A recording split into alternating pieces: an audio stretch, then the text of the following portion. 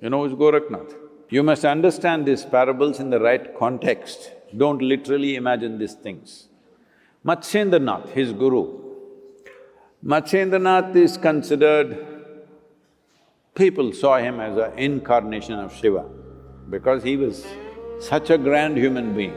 Only loincloth, nothing else, but grand.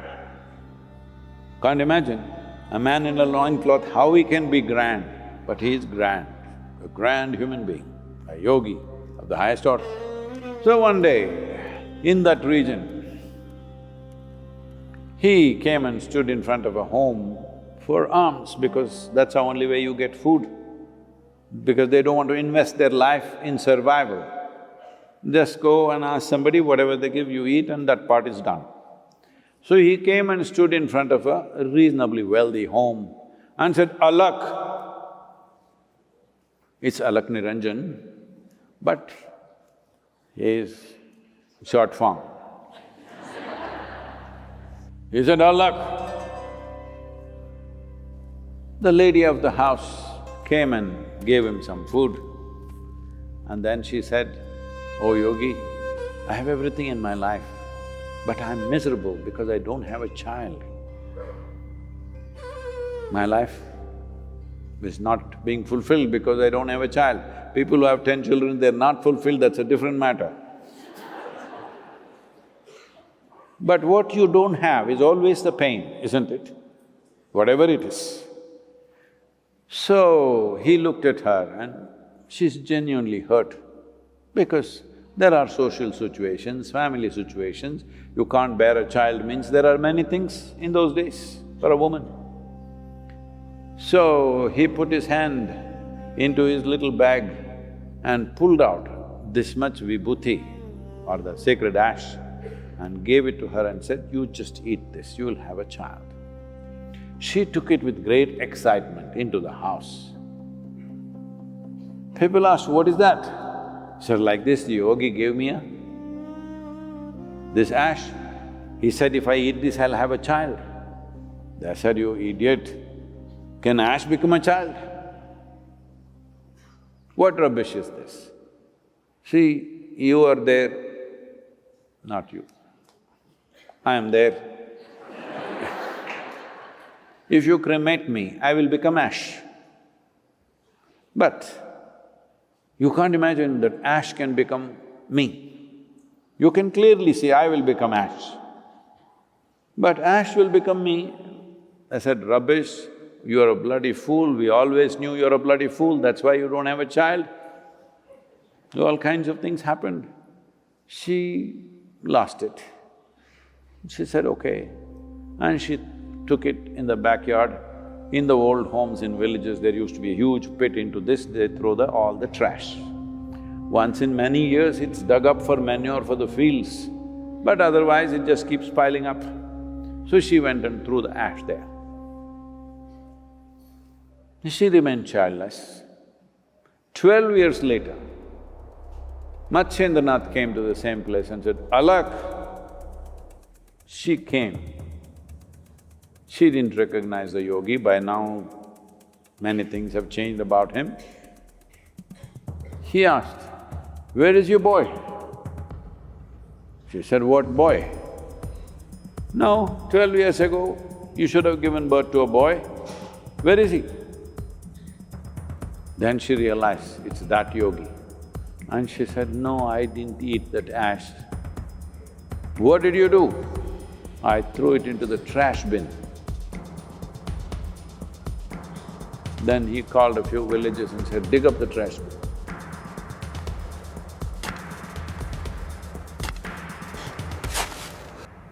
When they dug up the trash bin, there a 12-year-old boy was sitting.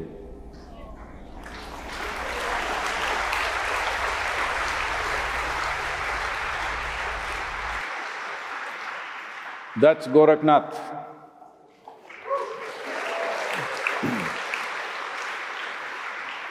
Born in a trash bin. You must understand why this is said this way. Born in a trash bin. And then Matsyendranath said, "You're 12, it's time you come with me." Anyway, the woman cried, "My baby."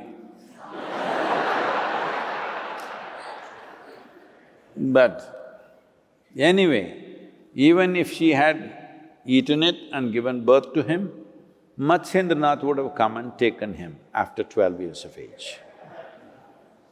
That's like that. Now that he's in a trash bin, it became easier for him to take him without any social repercussions. Who wants a boy who's born in a trash can? Trash means filth. So he took him and went, and Goraknath was put into severe sadhana. And Goraknath,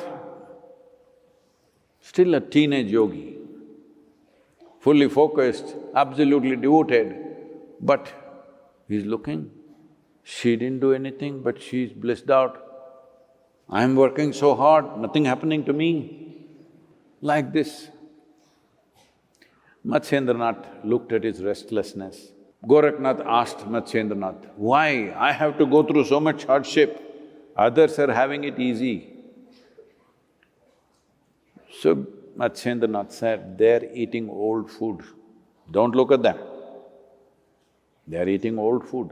Yesterday's cooking, they're eating today. From previous lifetimes, something good, they're enjoying it. Their time will come. If they don't do enough, they'll go down." I have had many people like that with me, wonderful people, doing great, but on yesterday's food. In how many ways I tried to tell them, you need to cook today, otherwise tomorrow there'll be no food.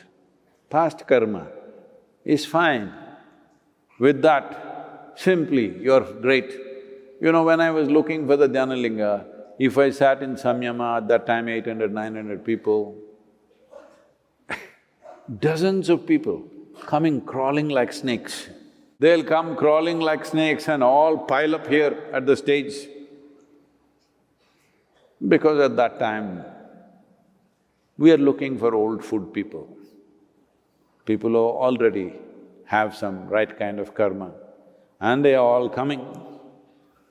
But if you give them sadhana, they don't have integrity of purpose because it's coming free.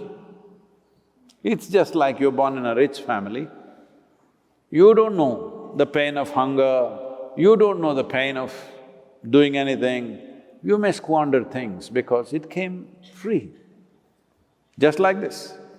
So Matsyendranath said, "Don't look at them. They are living on old food. You're not that guy. Your old food is trash.